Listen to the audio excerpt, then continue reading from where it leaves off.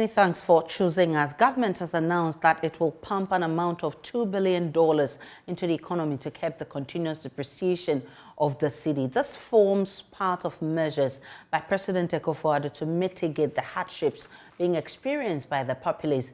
Amidst the growing depreciation of the cedi and the recent increments in fuel prices and prices of general goods, the government held a crunch cabinet meeting to find solutions to the raging economic challenges. In a Facebook post on Wednesday, the Jubilee House highlighted 4 measures government has approved during its cabinet meeting to cushion Ghanaians amidst the economic hardships. And you can see that on your screen shortly, talking about cabinet agreeing on border reopening within 2 weeks, government cutting salaries of appointees by up to 30%, policy rate increased substantially to 17%, cost of loans to go up, and government to pump $2 billion to rescue the cedi. And that's those are measures that were agreed at cabinet. President Akufo-Addo has actually approved those measures, and the finance minister will be making a presentation ahead of that. Some MPs have been speaking to JoyNews on their expectations. Huge cost cutting, and it must start from such areas where you have appointees who have no role, no productive role. Everybody who has been appointed who is not playing any productive role must go. Some expenditure cuts has to happen, and I just don't want to speculate. The free SHS should not be touched. I think government can look at other areas. I don't think free SHS should be touched at all. That is my candid opinion. He's not coming to Parliament to meet us. He's only coming to make declarations. So how was Parliament consulted? How was the judiciary consulted? How was CSOs consulted? Industry, the financial subsector, labor union. We should all brace for punitive measures. I heard him saying here that he's going to announce things that will cushion anybody. What cushion are you talking about? If he comes and takes off some of the taxes on petroleum products, that would be good. But don't forget that we are already paying taxes that should be used to cushion us as part of what do you call it? The petroleum price stabilization levy, for instance. So there isn't much he's going to do. We are in a real fix. So we should all brace ourselves, provided the requirements he's bringing will not kill all of us, because already people are suffering. We are told cement is over 60 cedis in part of the country. How do you call it? Fuel, which used to be 4 cedis per liter, is now 10 cedis. I mean, exactly what is he going to say that anybody should be expecting? It's just going to be pain. But we hope that whatever he says, we can all be able to adjust.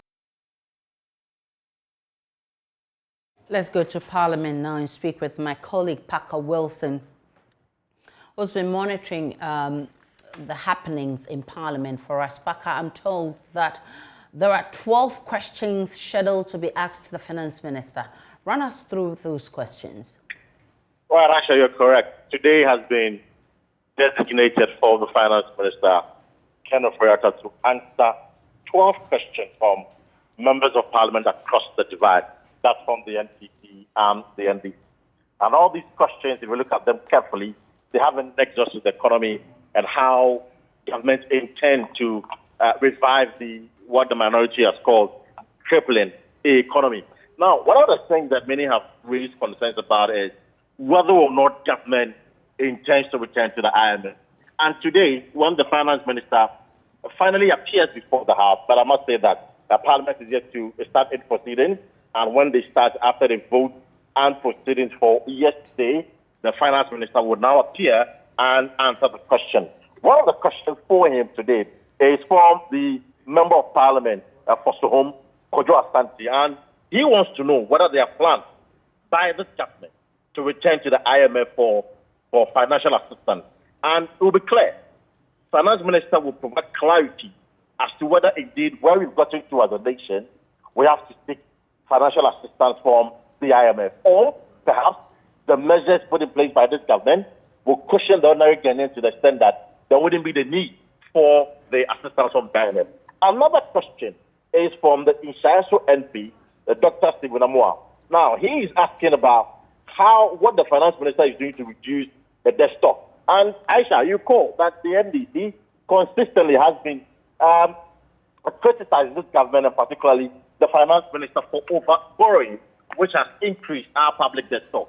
Now today, the finance minister will tell us specific measures how he intends to reduce the public debt stock.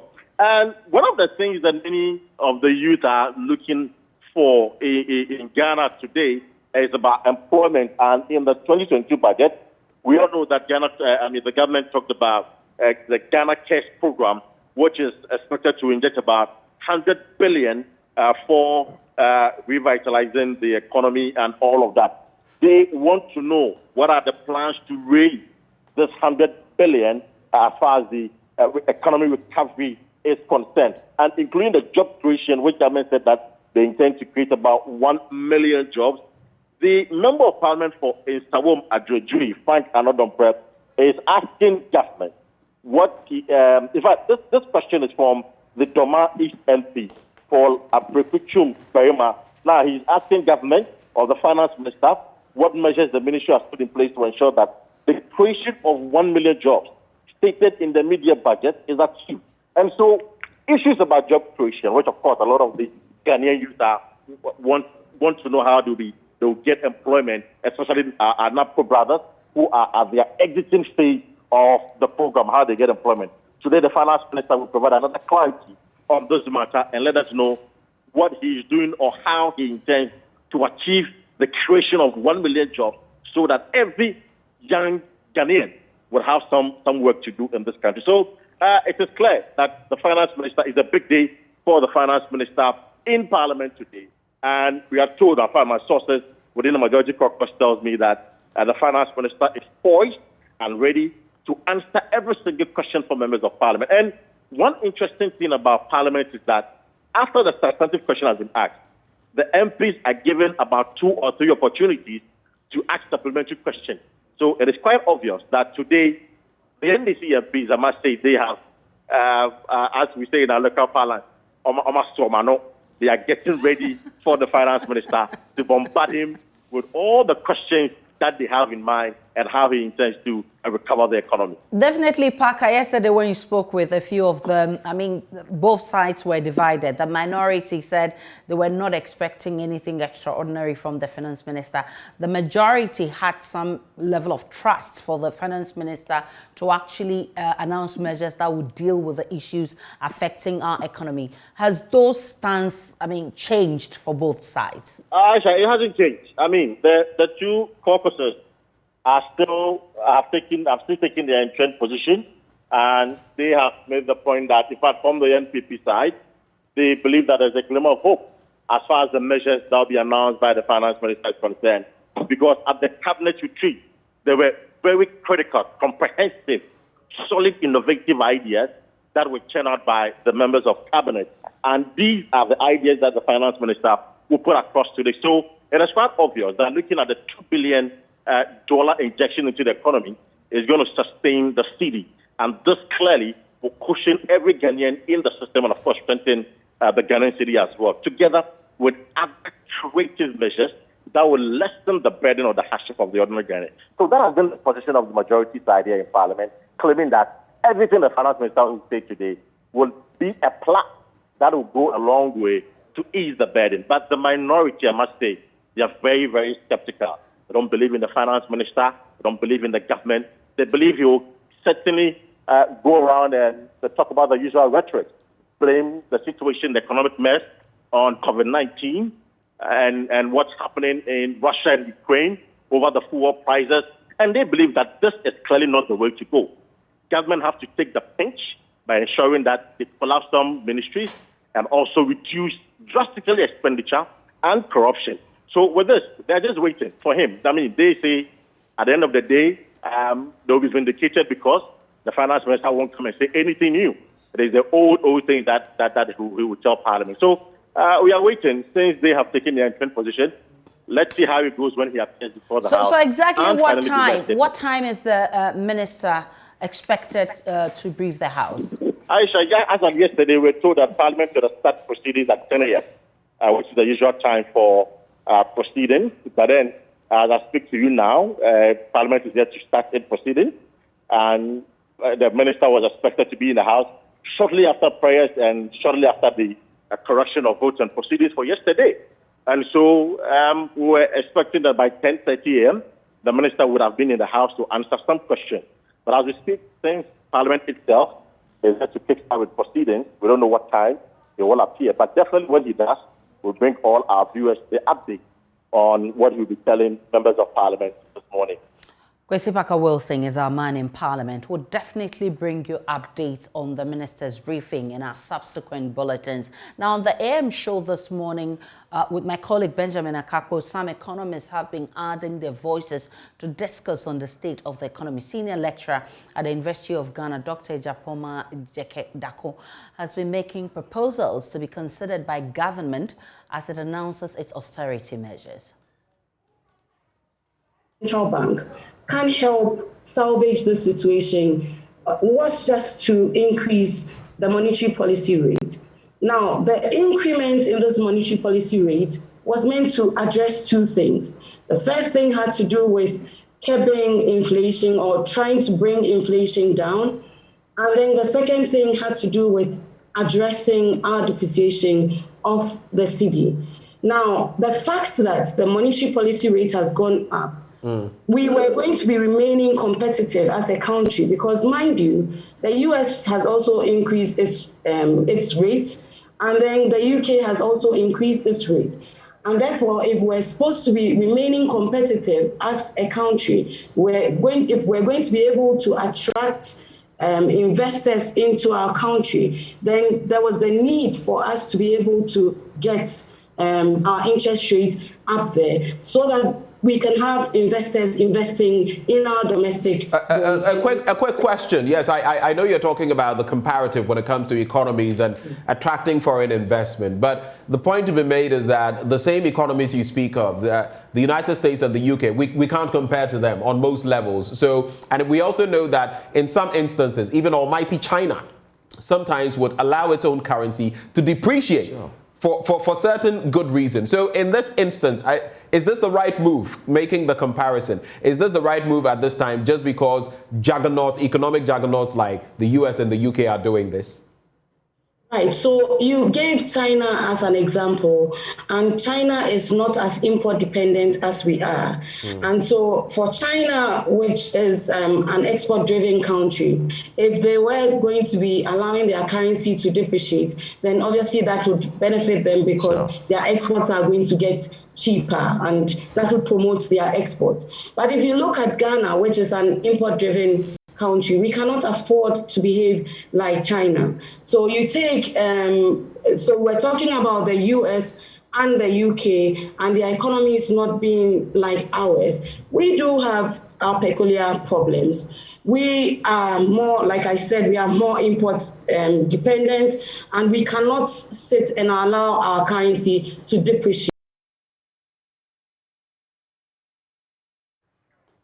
My name is Aisha Ibrahim. Do you really care which of the public toilets is safer to use? Soon, the AMA hopes to make that easy to identify as it plans to audit and rate all public toilets in the city. This follows the passage of the Public Toilet Operating Manual and the successful training of its operators. According to the director of the AMA Public Health Department, Florence Kuchi, the various facilities will be either given a red, yellow, or green stickers to indicate the level of hygiene.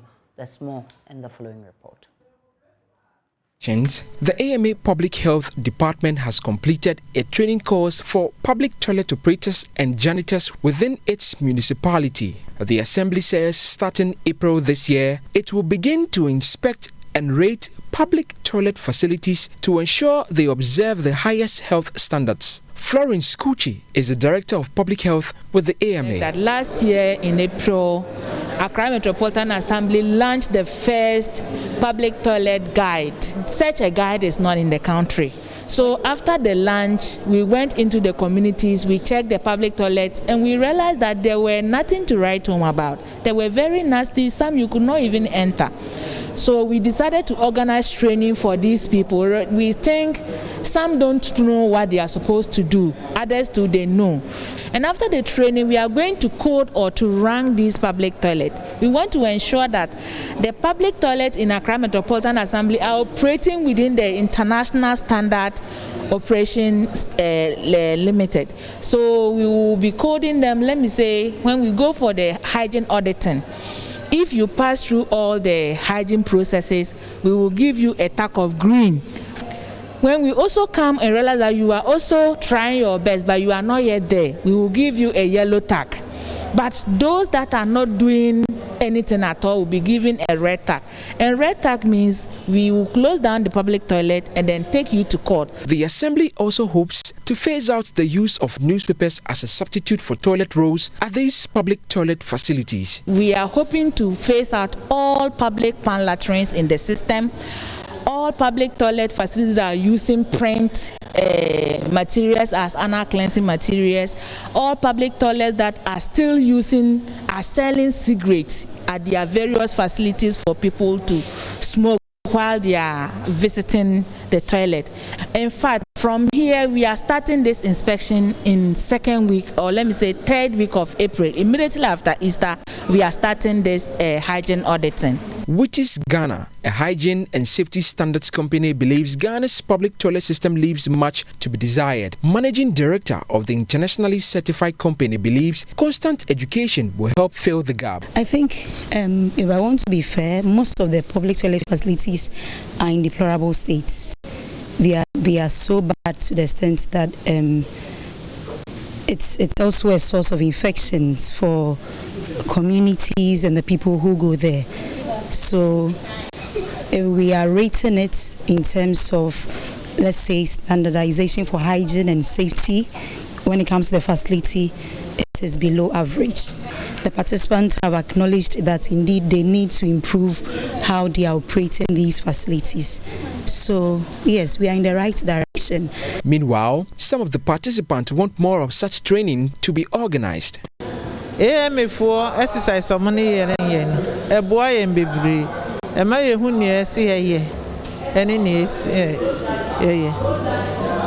Drene, no year pa was Yama be a Yama Yanya be Chiramuchira Brebe, Yama Brebe was on a young for so. Oh, bad, dear. Dear, across your own to me. Oh, Chiramuchira and Indiana, I'm a father. Our dream was so. The training is very, very good for we the directors and the managers who have been here. But one thing is that, I would suggest to the WIT, they should collaborate with AMA and the sub-metro directors to come down to the vicinity. They said they have come and explain things, details to them. They send them use their mindset to maintain the place clean. Michael Ashali's report for JoyNews.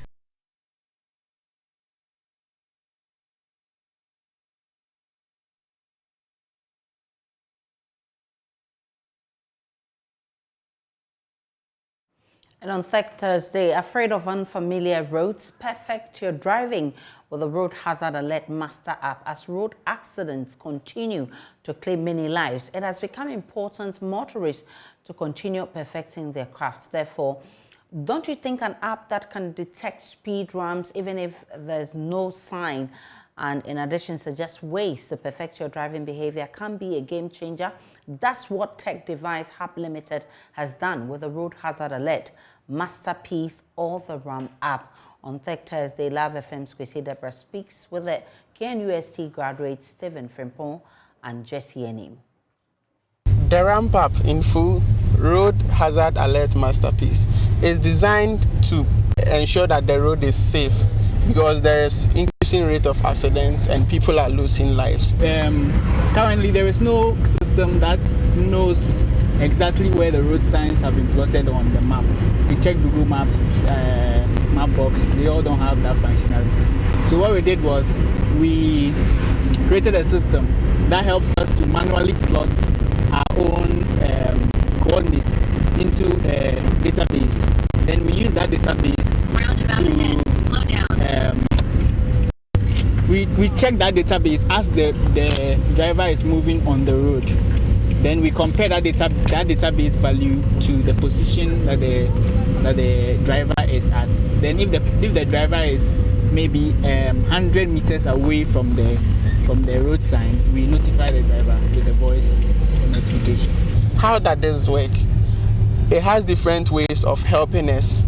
First of all, as a driver, one thing you need to know is you need to be perfecting your skills, because there are places you are lacking in. Secondly, even if you're a very good driver, when you are driving on an unfamiliar road, it's very risky. Therefore, what the ramp app does is it perfects your driving as well as making the road as familiar as it can for you. How does it do that?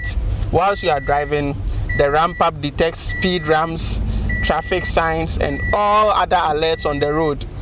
When you are driving on a road where the behavior of the people in that community is reckless driving, it lets you know if you should expect more motorbikes.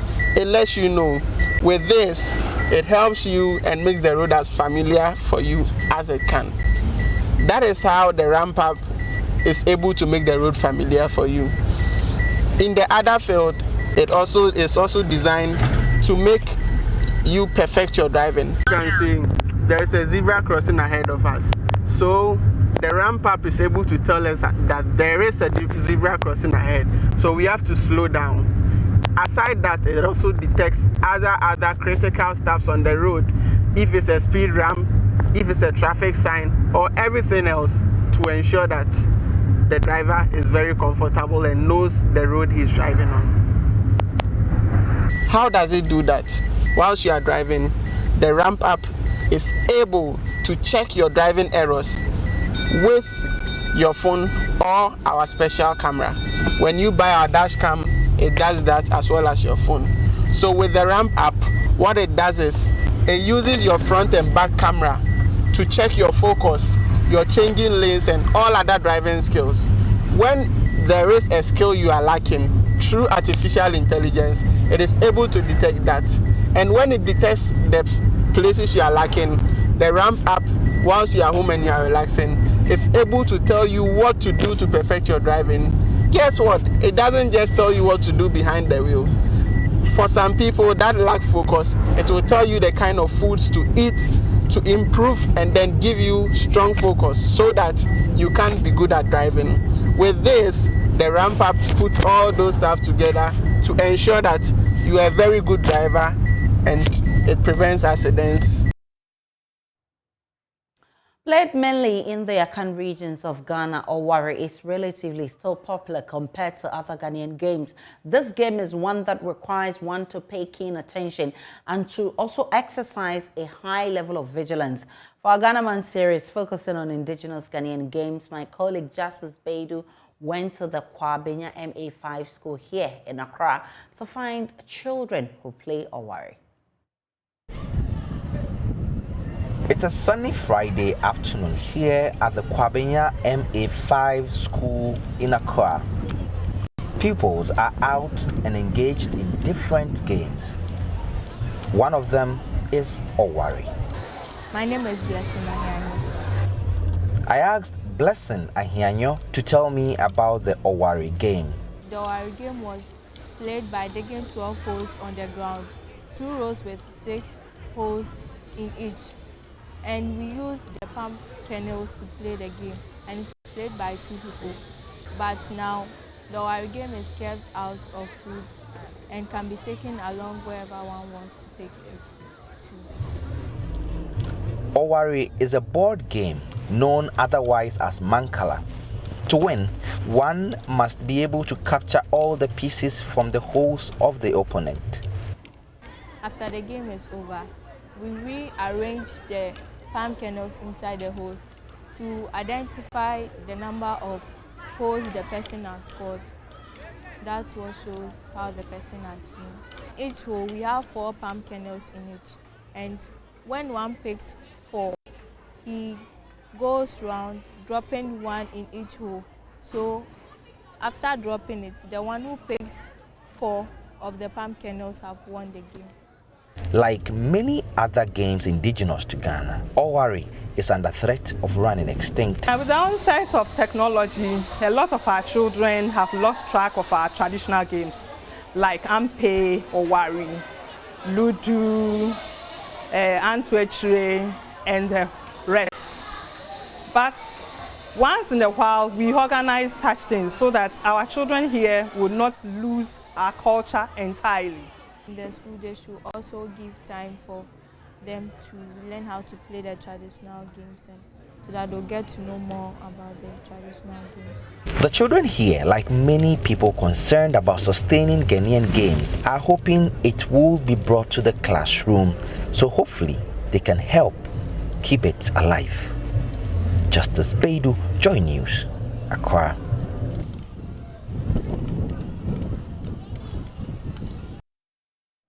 As broadcaster Henry Giftianti is urging young media practitioners to put in more work to carve a niche for themselves in the industry. She explains young talents should grasp the craft of media and use it to change society. She made these remarks when she launched 2 books to celebrate 25 years of active media. There's more in this report.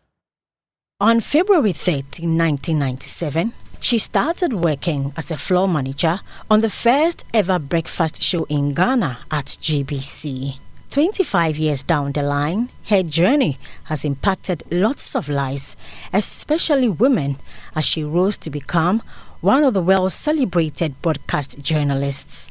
Celebrating 25 years of media excellence, Ohineyere Giftianti recounts her journey as she launches 2 new books, Room 5005 and Broken But Beautiful, to commemorate her silver jubilee in active media. The books explore her life journey and narrates her experience with COVID-19. It's been a journey. There are lots of people who have said, yes, we saw you when we started, but we didn't think you'd come this far. I didn't think I would come this far. My father, who woke me up that morning at dawn, 4 a.m., on 13th of February 1997, to go on the breakfast show to be a floor manager, was excited because my name was going to appear on screen as the floor manager. He never thought that I'll be here today. Exactly 2 years ago today, my big brother, Pastor Kwabena Boateng, and I were on one of the last flights to Ghana before Ghana closed its borders for 6 good months. And it was here at African Regent Hotel where I lodged in room 5005. African Regent and I go a long way. When I get here, everybody, oh, what's a gift? You want to take a picture? And then suddenly, because of coronavirus, nobody wanted to have anything to do with me. Broken But Beautiful is also like a sequel to room 5005, because I was so broken in that room. I saw the worst side of me and the best side of me. She encourages young media aspirants to work hard and gain a foothold in the industry, as she calls for more areas to be explored by practitioners. If we enjoy democracy today, it's thanks to the media. If there's anything called democracy, it's thanks to the media. If we have peace, it's thanks to the media. We are making the impact. Of course, like everything, there's more we can do. There's more we might aspire to do. There are areas we need to focus on more. But on the whole, we have done well. We can pat ourselves at the back, but we still have a lot more to do. I just want them to kill themselves a bit more, to believe in themselves, to dare to take risks, to dare to take challenges, to make sacrifices, to dirty their hands, to have some scars, and to die a little bit more.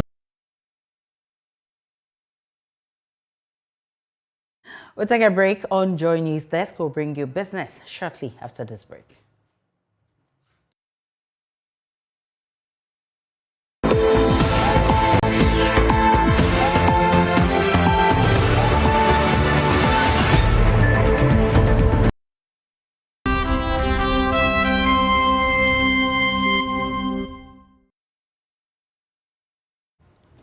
Hello, welcome to Business on News Desk. My name is Beverly Broom. The Securities and Exchange Commission has given indication it will license more firms within the investment banking space that are ready to comply with regulations and exhibit good governance practices. This is coming after the completion of the cleanup exercise where several licenses of firms were revoked. Speaking at the launch of Ijaro Ghana Venture Capital Fund, the first Ghanaian private equity fund, Director General of the SEC, Reverend Daniel Ugbami Tete, said his outfit will immensely support the local private equity market. Securities and Exchange Commission boss Reverend Daniel Ugbami Tete is very particular about firms adhering to regulatory practices, a move he believes will build trust and confidence among investors and help grow the securities industry significantly. He assures that the SEC will support initiatives that will boost the industry. In our recent Capital Market Master Plan, which we launched last year, if you look at one of the pillars, improving the diversity of investment products and market liquidity of the market, you find that improving or developing the private equity space is one of the key initiatives that we have there. So clearly, we at the SEC, we are committed to ensuring that we see more activity in the private equity or private funds space, venture capital space, and we remain committed to supporting all the initiatives that would lead to that. The Chief Executive Officer of Ijaro Ghana, Jerry Park, said his outfit's vision is to develop the country by building viable businesses whilst contributing to a more vibrant capital market. He promised investors that their funds will be managed well. Our vision is to build sustainable African businesses that create social and economic value. And what we mean by this is that we invest in businesses who go beyond helping us to make money, but they should also do something positive that impacts society at the same time. So that in a nutshell is what Ijaro does. Now, in terms of what we're doing here today is it's actually quite historic. We are here to launch the first Ghana cedi denominated fund that is being anchored or supported by private pension funds. This has never happened in Ghana before. And this fund is going to invest in critical sectors of the economy that will impact our daily lives. Globally, there is about $2.3 billion in the private equity space, whilst over $940 billion is raised annually. 50 artisans at Obuasi in the Ashanti region have been supported with equipment to set up their businesses. The move by 50/50 Club, an NGO, is aimed at contributing to reducing the rate of unemployment in Obuasi municipality. The 50/50 Club presented 15 dryers and washing basins to 15 hairdressers and 5 sewing machines and press irons to 5 seamstresses. The donation, worth 50,000 Ghana cedis, is to equip the artisans to set up their own businesses and provide them with a steady stream of income. Jacob Edmond Aqua is founder and president of the 50/50 Club. We decided to just focus on the artisans as well, so that those who have graduated and going to set up their own businesses, they need help. So we identified 15 hairdressers and then 5 dressmakers for this occasion. So the aim is to reach out more to a wider people in the community. The 50/50 Club, an Obuasi-based NGO, is made up of employees of Anglo-Good Ashanti, workers of other corporate organizations, individuals in Ghana and abroad. Mr. Aqua explained how beneficiaries were selected for the support. So we got in touch with Assembly. They gave us a list. We interrogated them and we came up with 20 artisans, as well as 2 medical. We also did give out the checks for 2 heart surgeries. And also we paid the 3rd-year fees of a student that we are sponsoring at Kwame Nkrumah University of Science and Technology.